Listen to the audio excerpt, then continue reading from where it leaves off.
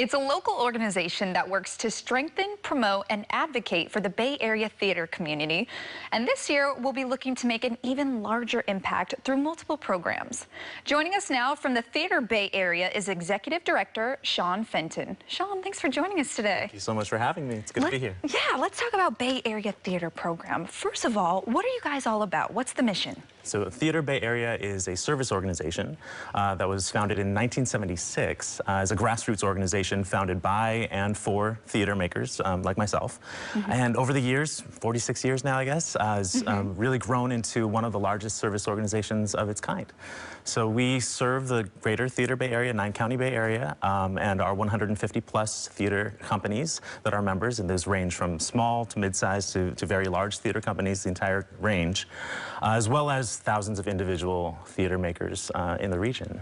And as you personally have taken on the executive director role, what has that been like for you? 3 months in. So I've been in this job for 3 months. Very fresh. Yeah, very fresh.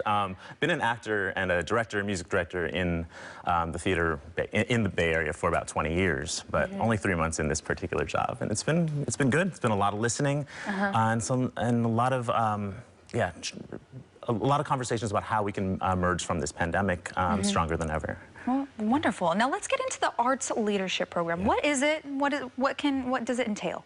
So we have a program that I'm really proud of called the Arts Leadership Residency, which is a mentorship program that matches emerging arts leaders to established managing directors and artistic directors in theater companies throughout the Bay Area.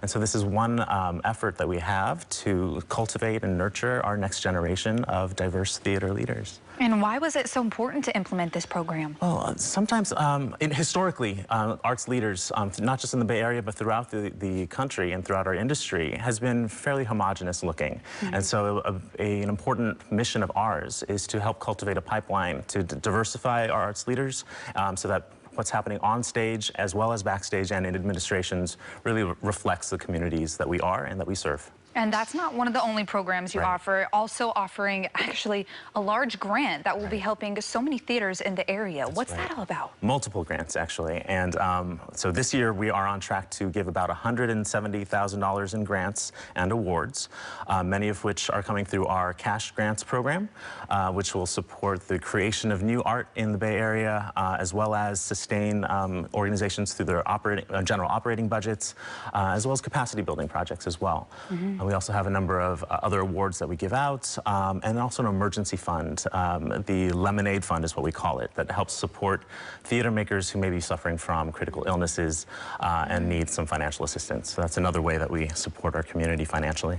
So a lot of support for the theater community, which seems like it's so necessary.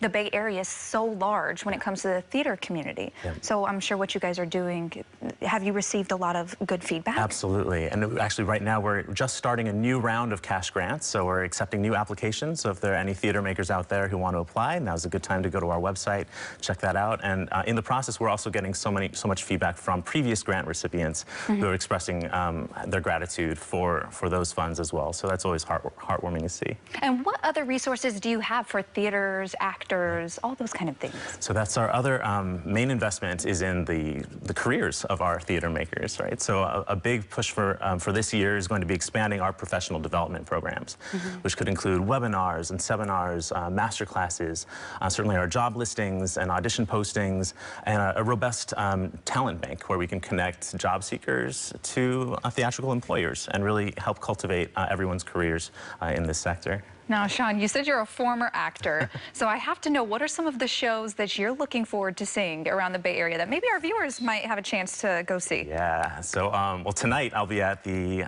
opening night of Passengers at ACT, at American Conservatory Theater. That's a production by the Seven Fingers, or Les Sept Doigts, from Montreal. And that I'm really excited to see tonight because it's not just a traditional theater performance, but it's also combining contemporary dance and circus circus arts and acrobatics and juggling, and it really should be quite all the amazing things. All the amazing things in one, right? Exactly.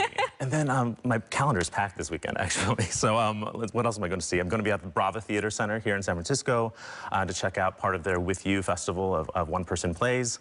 I'm going to be probably maybe at Fort Mason Center and see a little bit of improv at Bats Improv. And then I'm excited to go to the Live Oak Theater in Berkeley this weekend as well to check out Evolution, which is a series of new short plays presented by Ferocious Lotus Theater Company and Theater First, two theater companies that are near and dear to my heart as well. Well, it sounds like there's a lot of amazing ones out here in the Bay Area. Yeah, that's just a very small sample. There's so much going on in Walnut Creek with Center Rep and Marin Theater Company, Cinnabar in Petaluma. I'm going to leave people out, but let me try. A Ray of Light Theater in San Francisco is doing some great stuff. And gosh, Cal Shakes over in Orinda. So all over the Bay Area, if folks want to check out our website to see what's playing now, now's the time to get back, because live theater's back. It's back, baby.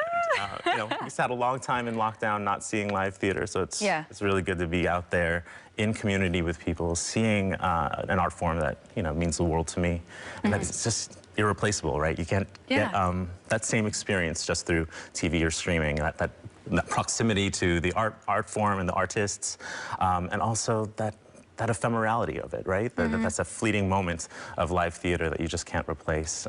Well, you're doing an amazing job as the executive director. You're off to a wonderful start. So thank you so much for joining us here on Live in the Bay. Thank you. Hope to see you out there in the theaters. Yes, of course. To learn more about Theater Bay Area, we'll have a link on our website at liveinthebay.tv.